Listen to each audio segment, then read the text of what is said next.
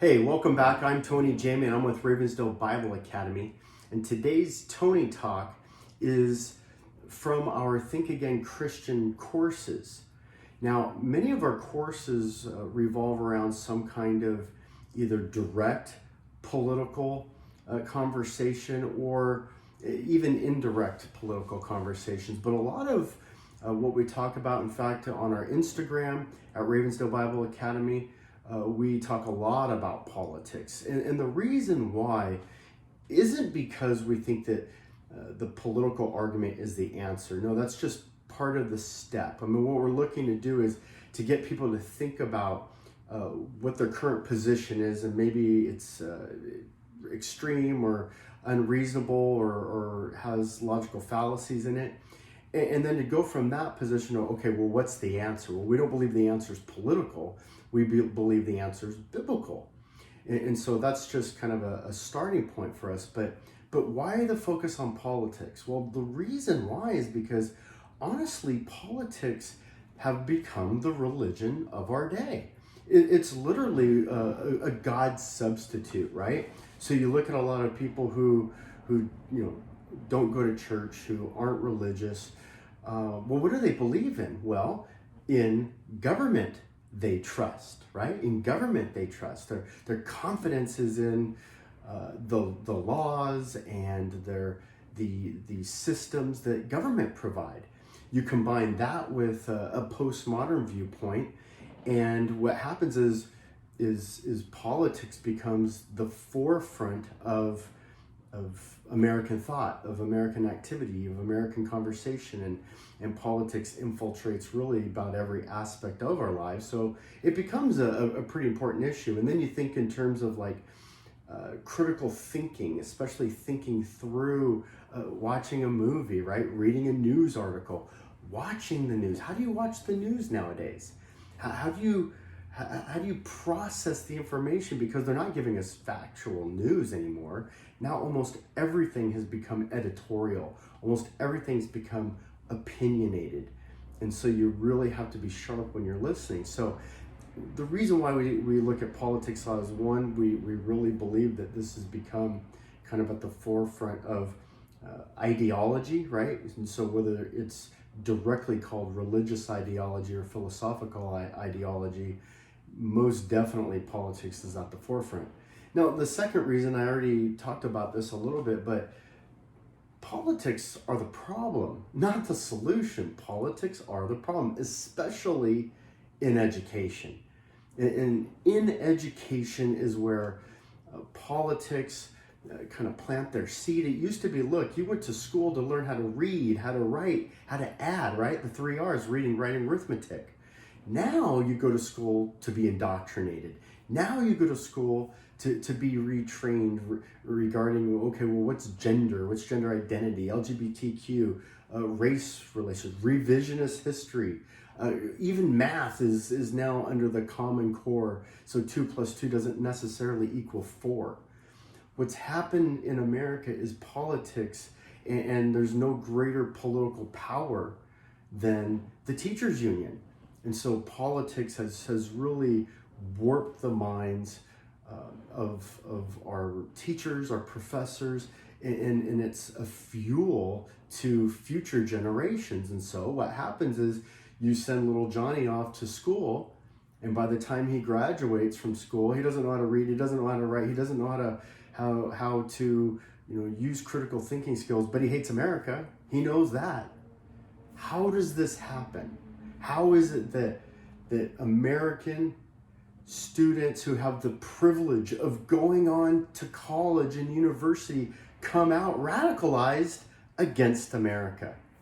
Education, political education is a problem.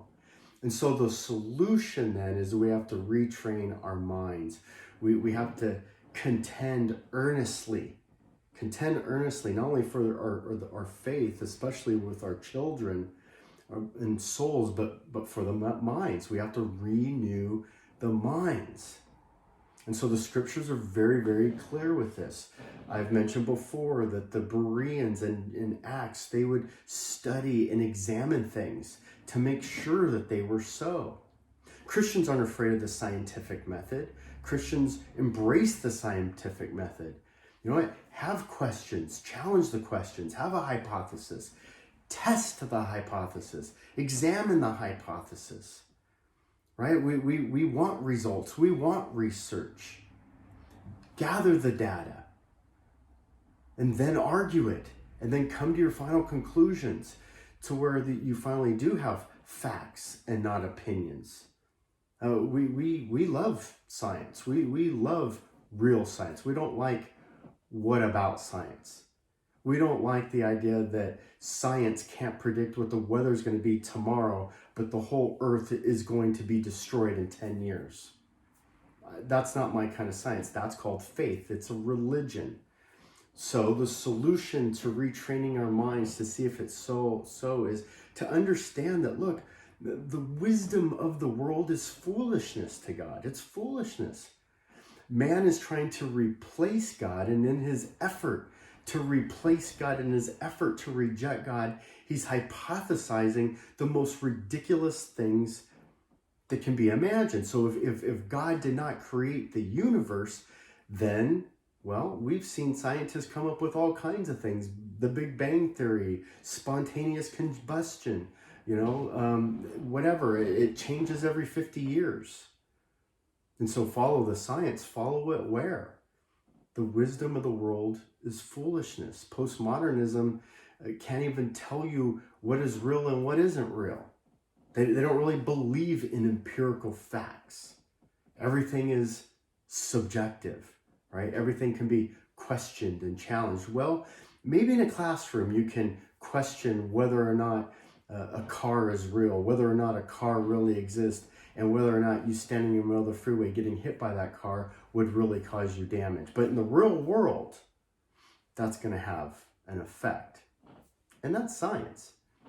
So again, we go back to Psalm 1 that challenges us, look, be on guard, stay away from the sinful, wicked, mocking ways of the world. So when we go back and we look at politics, what we see is a process of, through education, and a process of how our children have been trained to think differently. And it begins with that first step, which is, well, what is your foundation? What is your foundation of truth? What is your empirical foundation of what is rock solid? So today in education, we don't even believe in the Constitution anymore. So our students are trained to not even believe in our most fundamental basic law of the land. Well, we do believe in foundations. We do believe in laws. We do believe in order and structure. That's a biblical concept. We understand that so a man thinketh, he liveth. We know that the training of the mind is going to be the outflow of how somebody lives. And so does education. So we are at battle with them. The public school is trying to train the mind for something other than godliness, for something other than following a biblical form of Christianity. The public school, the government school, has no interest in that whatsoever. And so their foundation is going to be different. They're going to think differently. They're going to process things differently, not with a biblical mindset, but with a human, secular, government-driven, with a political-driven mindset. And then the type of fruit that they're going to produce, well, it's going to be different.